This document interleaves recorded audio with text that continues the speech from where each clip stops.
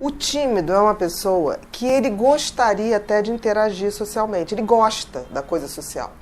Mas, ao mesmo tempo, ele tem um pensamento que faz com que ele fique assim, será que eu vou agradar? Será que eu não vou agradar? O que a pessoa está pensando de mim? Será que vai pensar que eu estou falando a coisa certa? Será que eu dei a deixa certa? Será que a pessoa me interpretou certo? Então, ele fica o tempo todo preocupado o que o outro vai pensar. E isso dificulta muito a interação dele, mas ele gosta da interação. Mas ele acaba não fazendo por conta desse pensamento que é muito autocrítico, né? No fundo, o tímido é um grande crítico dele mesmo. Ele tem esse desejo, Tem, né? o tímido tem. Já o introvertido é um pouquinho diferente. O introvertido é uma pessoa que tem todas as condições para interagir, faz isso com maestria, não tem o menor problema em fazer, mas ele prefere não interagir. O introvertido, ele não fica pensando o que vão pensar dele ou não. Ele curte ficar sozinho. Ele fica sozinho numa boa, não tem problema nenhum e não tem a menor dificuldade. Isso é a grande diferença do tímido e do introvertido. Por exemplo, eu sou uma pessoa introvertida. Mas não é tímida. Não sou tímida.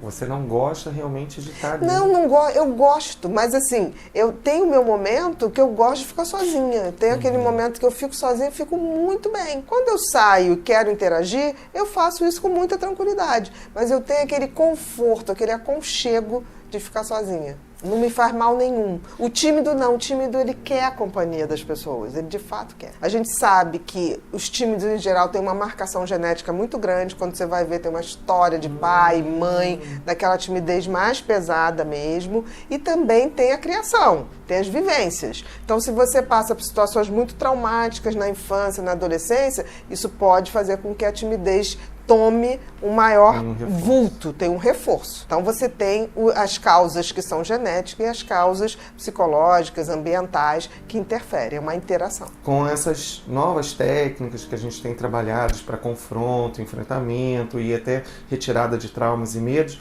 de repente ajudariam? Ajuda muito, com certeza. Tanto que a timidez, um dos tratamentos é você fazer simulações de situações para que a pessoa possa treinar, para desensibilizar esse medo e ela possa se expor, com certeza.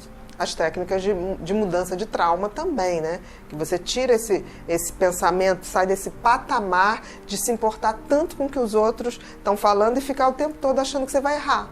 Então o tímido, ele está sempre preparado para o erro, né? Ele não aposta no que ele pode fazer bacana. E também errar é normal. Por exemplo, eu não sei se é porque eu tenho déficit de atenção e dislexia, então eu cometo uns micos pavorosos, mas me divirto com eles.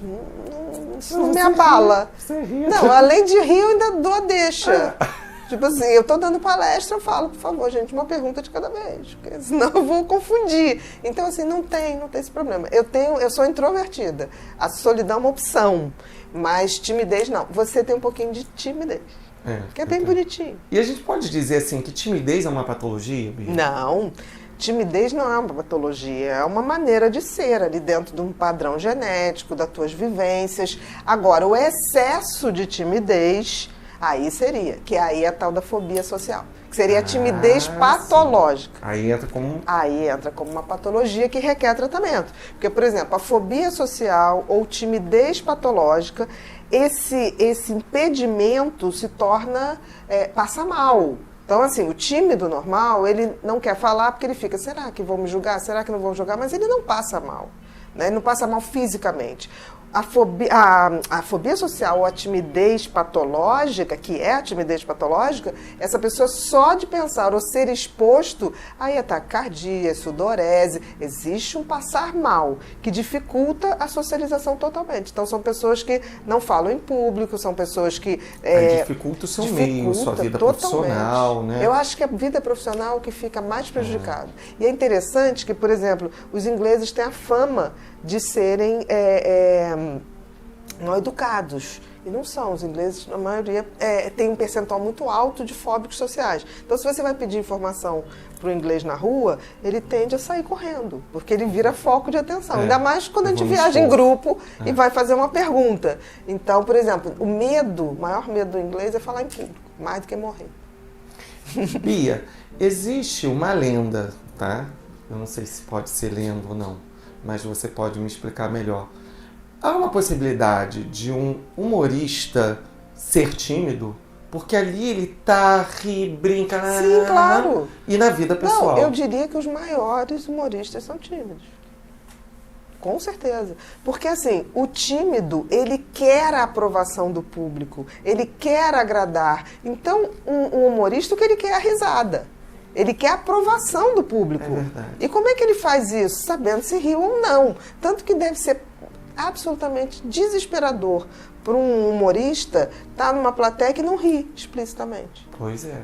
Olha, tem uma lenda, que eu também não sei se é verdade, que diz que o público mais difícil de agradar, seja musicalmente, seja de humor, é Curitiba. Menina, então, eu ouvi dizer em também. geral, se começam turnês em Curitiba, porque se Curitiba as pessoas reagirem Decolou. ou rirem, o resto do Brasil vai. Eu não sei se é verdade. Pois é, eu já escutei também, não sei se é lenda. Descubra sua personalidade com o teste Pensax. Faça o teste grátis e comece sua jornada de autoconhecimento.